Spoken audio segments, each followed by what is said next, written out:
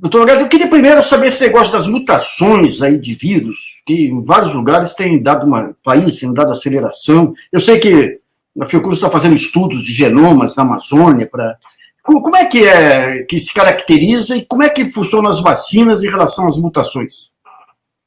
Olha, Luiz, em primeiro lugar, acho que é preciso explicar para as pessoas, né, o que é uma mutação e o que é esse vírus, né? O SARS-CoV-2, esse coronavírus, esse beta-coronavírus, ele não é um vírus altamente mutante, Luiz, como é diferente, por exemplo, do vírus da influenza, para o qual tem que ter vacina nova feita todo ano, né? Por isso é que a gente toma a vacina da gripe todo ano, e ela é todo ano uma vacina nova, porque o vírus é altamente mutante. O SARS-CoV-2 não é assim. Ele é um vírus que a gente chama pesado, ele muta pouco. Ele já teve aproximadamente umas 300 mutações desde que a epidemia começou, mas todas elas são mutações que ocorrem individualmente e que não conferiram a ele uma patogenicidade maior. O que é que isso quer dizer? Ele não ficou pior, mais virulento por conta das mutações. Porém, essas mutações, quando se associaram, como é essa cepa nova que está correndo no Reino Unido e que já está no Brasil, ela já está entre nós, e que começou na África do Sul, ela é uma cepa muito transmissível, porque ela tem 3 mutações que nós já conhecíamos, mas que nunca tinham sido encontradas juntas as 3. Então, isso transformou o vírus com uma capacidade de transmissibilidade muito maior. Por isso é que hoje nós estamos vendo essa segunda onda devastadora na Europa e aqui no Brasil, como eu já havia, inclusive, anunciado, Luiz, independentemente do vírus mutado, nós teríamos um janeiro muito triste, talvez o pior das nossas vidas. Então, o que acontece em relação das mutações e as vacinas? Nenhuma dessas mutações fará com que as vacinas tenham qualquer influência maléfica no sentido de não ter atividade contra eles, nada. Essas mutações não dão ao vírus nenhuma capacidade diferente de não responderem às vacinas, de modo algum. Não há nenhum temor contra isso.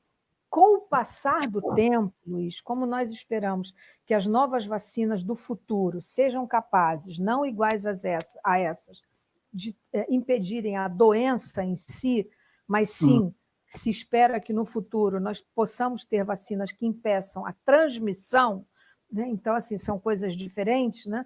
Nós certamente vamos trabalhar com essas mutações eventualmente havidas no futuro, mas não há nenhum risco quanto a isso. Todo mundo pode ficar tranquilo, essas mutações não interferem na ação das vacinas, todas as vacinas que estão em produção, nós vamos poder conversar com vocês, se você quiser, sobre o que são essas vacinas, como é que elas atuam e por que elas são todas boas. Tá. Professor, a gente está vendo aí as comparações entre vacinas, algumas têm mais eficácia, mas são muito mais difíceis de distribuir, outras têm menos eficácia, mas são mais fáceis de distribuir e tudo mais. Como é que é feita a valoração para se decidir pela melhor vacina? A pergunta é muito boa, Luiz, eu já responderia assim, não há melhor vacina, todas as vacinas são boas iguais. Elas são vacinas diferentes e isso é uma coisa que a gente ensina aos nossos alunos e também à opinião pública, né? Valorar a eficácia de vacina teórica, de pesquisa, de estudos de fase 3, Luiz, não é a melhor maneira de se avaliar a eficiência ou a efetividade, que é o termo que nós usamos quando nós falamos do mundo real. Eficácia é um termo que a gente usa em estudo clínico. Então, você daquelas pessoas que foram randomizadas, que tomaram placebo, o número de doenças que ocorreram, se foi de acordo com o número calculado teoricamente para cada uma de desfecho. Então, isso se chama eficácia. Essa eficácia não é o indicador mais prático que nós devemos usar no mundo real. Qualquer vacina que tenha uma eficácia em estudo acima de 50% é suficiente para, no mundo real, alcançar a quebra da cadeia de transmissão, que é o que nós queremos encontrar. Então, isso é que interessa. Então, o que isso quer dizer, em outras palavras? Quer dizer efetividade, ou seja, o quanto que eu consegui vacinar. Então, num grupo de 1.000 pessoas, eu consegui vacinar 600. Bom, então, com 60%, eu alcancei aquilo que nós chamamos, e que vocês já nos ouviram falar várias vezes, aquela chamada e já célebre imunidade de rebanho. Você só alcança imunidade de rebanho quando você está se referindo a uma ação vacinal. É a vacina que confere imunidade de rebanho. Então, se você tem uma população de 100 milhões de pessoas, da qual você consegue vacinar 60 milhões com uma vacina que, em estudo, alcançou 55%, 60% de eficácia, você vai acabar com a epidemia, você vai controlar a transmissão, você vai controlar o número de casos graves e que vão exigir hospitalização, e você vai, sobretudo, ter um enorme impacto na mortalidade pela doença. Então, é isso. Em rápidas palavras, é isso. Tá. O ponto que chamou a atenção aí foi essa vacina indiana que está sendo adquirida aí pelo setor privado, Bharat Biotech. Que informações que se tem sobre ela? Bom, a vacina da Bharat Biotech é uma vacina também de vírus inativado, Luiz, e ela parece ser uma vacina boa. O problema é que nós não conhecemos até o momento os resultados de fase 3 dela, que é a Covaxin, né? Nós não conhecemos porque eles não estão publicados ainda. E também não está pedido o registro dessa vacina. Então, eu acho que hoje a população brasileira, né, e aí a questão se a rede privada vai comprar ou não é uma outra questão. Quer dizer, a própria Covaxin, a Bharat Biotech, né, o que ela destinaria à rede privada é, no máximo, 5% da sua produção, porque há todo um controle ético, digamos assim, né? O próprio sistema COVAX-Gavi tende a controlar muito bem isso, Luiz. Não quer dizer que nós não venhamos a ter, num futuro, vacina na rede privada, como sempre teve. O mundo inteiro tem clínica de vacina privada, no Brasil também. Nós tomamos a vacina anual da gripe todo ano pelo SUS, mas há pessoas que não querem tomar no SUS. É a mesma vacina. Aí ela vai na clínica privada e paga para tomar da clínica privada. Então, assim, neste momento da epidemia da Covid-19, isso está fora de cogitação, Luiz. Não pode. Não pode. Não pode, sobretudo, num país da desigualdade do Brasil, onde, né, eu tenho clientes que já disseram para mim: doutora, eu estou disposto a pagar R$ 5.000 por uma dose da vacina. Ora, então isso não pode acontecer, entendeu, Luiz? Não pode, de modo algum. Quer dizer, o que o Brasil está negociando, a chancela que o Ministério da Saúde deu à Fiocruz para fazer um acordo de transferência de tecnologia com a AstraZeneca, a vacina vai se chamar AstraZeneca Fiocruz, quando o processo de nacionalização tiver completado, no outono desse ano. Esse foi uma negociação feita a custo humanitário, sem lucro. Sem lucro. A vacina está custando menos de $2 a dose. Né? Então, assim, e essas que estão sendo importadas estão saindo a $5 a dose, porque isso está embutido o preço do transporte, da embalagem, da conservação na cadeia de frio nos aviões, etc, etc. Então, isso tudo chega a $5. Mas aqui, para a nossa produção, a dose de vacina está $1,6. Desculpa, $2,16 é o custo unitário de cada dose, entendeu? Tá. Olha, tem uma discussão antiga já que, em relação à lei de patentes, em relação. É que essa questão dos remédios humanitários ou não, os laboratórios querendo manter a patente e os países que não têm condições querendo quebrar a patente. Como é que foi essa negociação com a AstraZeneca para ela aceitar essa transferência de tecnologia e tudo? Que tipo de relacionamento que vocês já têm com eles?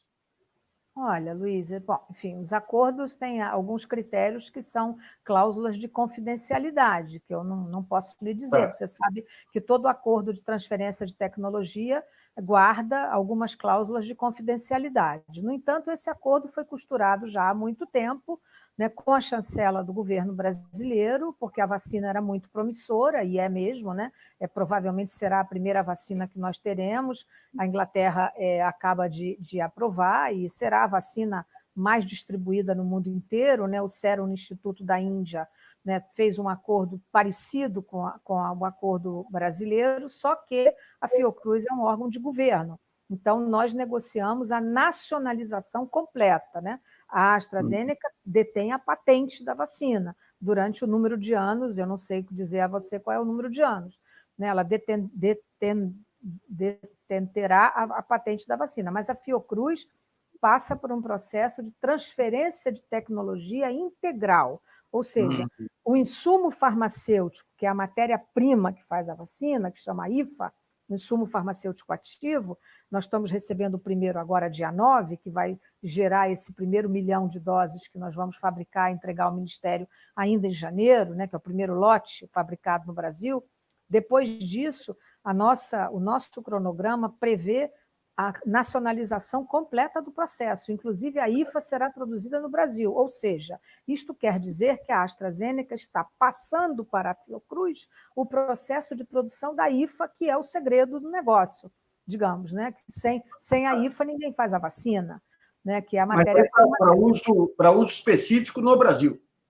Para uso específico no Brasil, mas o Brasil poderá fabricar, Luiz, isso prevê, inclusive, que o Brasil possa vender a vacina depois para os países da América Latina, né?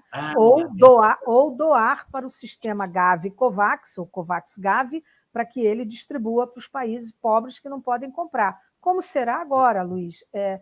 Países como o Canadá, por exemplo, que já estão com 5 doses por cada habitante, né? O Canadá, o excedente todo será doado para o COVAX para que ele dê para os países pobres que não podem comprar. Agora é curioso, nesse mundo de individualismo, de fim do multilateralismo, como que a saúde ainda criou uma rede mundial de solidariedade. Né? O sistema COVAX-Gavi, Luiz, é a salvação da lavoura, porque senão a desigualdade, esse mercado de vacina é um mercado bilionário, não é? Bilionário, né? Se o Serum Instituto da Índia, vamos fazer uma matemática rapidinha, Luiz, o Serum Instituto está fabricando 1 bilhão de doses para um país como a Índia, só para o mercado interno. Está tirando esse pouquinho agora, quase simbólico, de 2 milhões de doses que vem para o Brasil. Né? Isso negociado já, e já tudo autorizado, deve chegar aí na próxima semana. Né? Você imagina, se o Serum Instituto vender cada dose, porque na Índia é tudo privado, né? Embora o governo provavelmente vai subsidiar isso para que seja gratuito. Mas se for $1 ou $2 cada dose, são 2 bilhões de dólares. Então, o mercado é alucinante, entendeu? E essas doses, obviamente, né? Vacinas, por exemplo, como a Pfizer e a Moderna, são vacinas caras. São caras, porque o processo de produção delas também é um processo mais caro. E o processo de conservação delas é mais complexo.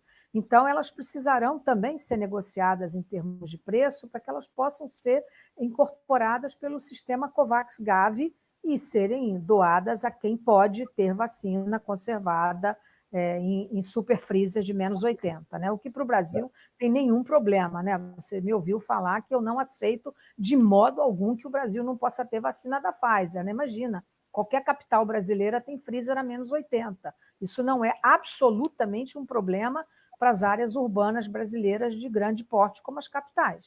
Tá. Então, Margareth, só para entender uma coisa, pelo que a gente lê dos jornais, tem duas tecnologias de vacina, uma mais recente, que é a Pfizer, e uma de vírus, que é tradicional.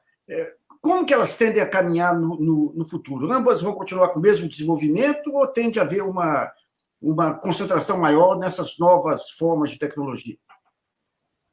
Olha, Luiz, assim, as vacinas são todas elas, é preciso se entender, né? A vacina de vírus inativado, que é a vacina Coronavac, por exemplo, que é a Sinopharma, que é a outra chinesa que já está aprovada na China, são vacinas do modelo tradicional que nós conhecemos muito, né? É como a vacina do vírus da influenza de todo ano, né? Vírus inativado, né? Então, são vacinas cujo modelo, cuja maneira de produzir é muito conhecida já no mundo.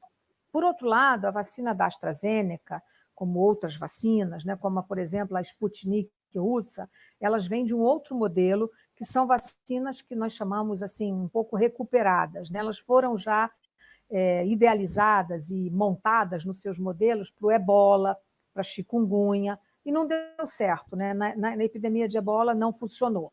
E esses modelos ficam guardados e agora eles foram, digamos assim, recuperados, né? E foram colocados na vacina da AstraZeneca um adenovírus de chimpanzé e na Sputnik um outro adenovírus, diferente, mas são ambas muito semelhantes. O que permitirá, inclusive, num futuro muito próximo, Luiz, que essas vacinas sejam testadas juntas. A AstraZeneca já está com esse modelo, inclusive. Vai dar uma dose da AstraZeneca e uma dose da Sputnik, porque elas são parecidas e pode aumentar a imunogenicidade conferida por elas. As outras vacinas, que a meu juízo são as mais promissoras, no sentido de que elas são muito fáceis de serem feitas, são as vacinas de RNA mensageiro, que são a Moderna e a Pfizer. Essas vacinas são muito fáceis, Luiz, porque o RNA você tira uma fração, bota outra, elas são engenharia genética, né? Então, isso hoje é uma tecnologia que nós dominamos, quer dizer, o mundo desenvolvido domina muito bem. Então, a meu juízo, o futuro será vacinas dessa natureza pela facilidade com que elas podem ser recompostas e, sobretudo, se houver resistência viral ou alguma mutação no futuro que possa exigir uma modificação dessa mesma engenharia genética. Tá. Uma dúvida que eu fiquei. Nós entrevistamos aqui o pessoal da Universidade Federal de Minas Gerais da área de física. E eles tinham desenvolvido equipamentos, é tudo molécula. Eles tinham desenvolvido equipamentos de diagnóstico rápido aí. Como é que é essa questão interdisciplinar e como é que são, digamos, essa interação entre a bioquímica e a física? E o que pode gerar em termos de máquinas de diagnósticos e tudo mais, professor? Olha, Luiz, a gente já avançou muito, né? Nas doenças bacterianas e virais, né? Já há máquinas criadas, né? O diagnóstico da Covid-19, por exemplo, ele já está sendo feito num tipo de modelo de máquina que é uma coisa pequena, né? Parece uma cafeteira de café expresso, né? É um modelo que se chama Gene Expert, se escreve gene, né? X, né? PERT, né? Expert, para poder falar expert, né? E esse modelo nós já estamos usando para diagnóstico de doença bacteriana, muitas delas, né? Então, com a tuberculose, por exemplo, já tem Gene Expert no Brasil inteiro, porque nós já adotamos essa modalidade para diagnóstico molecular.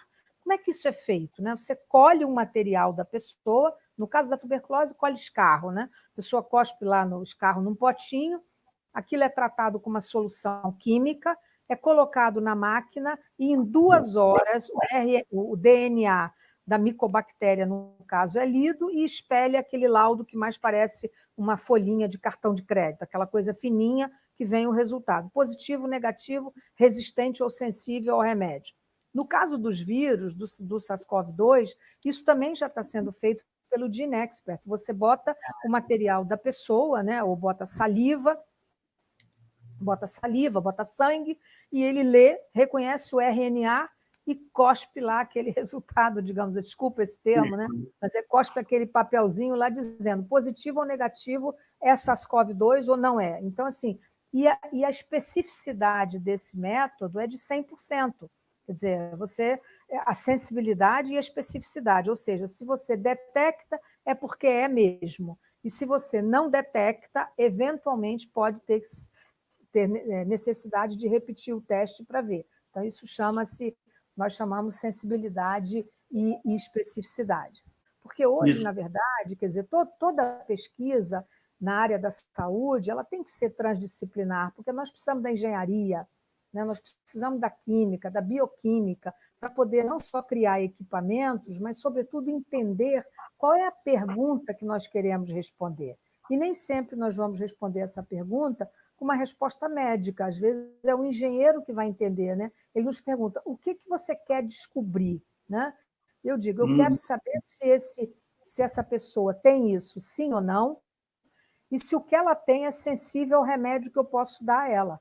E é isso. Quer dizer, então, você formula a pergunta e o engenheiro responde, entendeu? E cria um instrumento para você responder. Ou seja, as pandemias estão correndo, mas a ciência está conseguindo correr mais ainda. Lembrando, né, Luiz, que essa não é a última epidemia, né? Como eu costumo dizer, vamos combinar que essa não é a última, infelizmente, né? Ela modificou as nossas vidas, com certeza sim, né? Eu chamo a epidemia da Covid-19 de um fenômeno modificador das nossas vidas, e né? Agora, ela é a última? Não, né? Se nós pensarmos, Luiz, vou dar só um exemplo rápido. Se nós pensarmos que o maior celeiro de coronavírus do mundo não é a China, é a Amazônia, se nós continuarmos a depredar a Amazônia como nós estamos fazendo, Luiz, nós podemos ter a próxima epidemia mundial nascendo no Brasil. Essa é que é a verdade.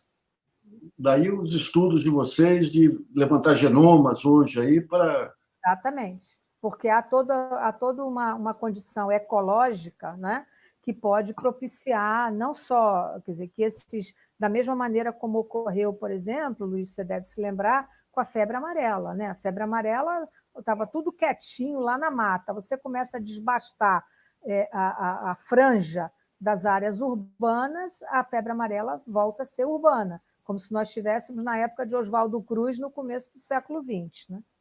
Tá, Joia. Professora, muito obrigado por seus esclarecimentos, sempre clara e objetiva aqui. Então, eu agradeço mais uma vez a sua vinda aqui ao GG. Obrigada, Luiz, um prazer. Prazer.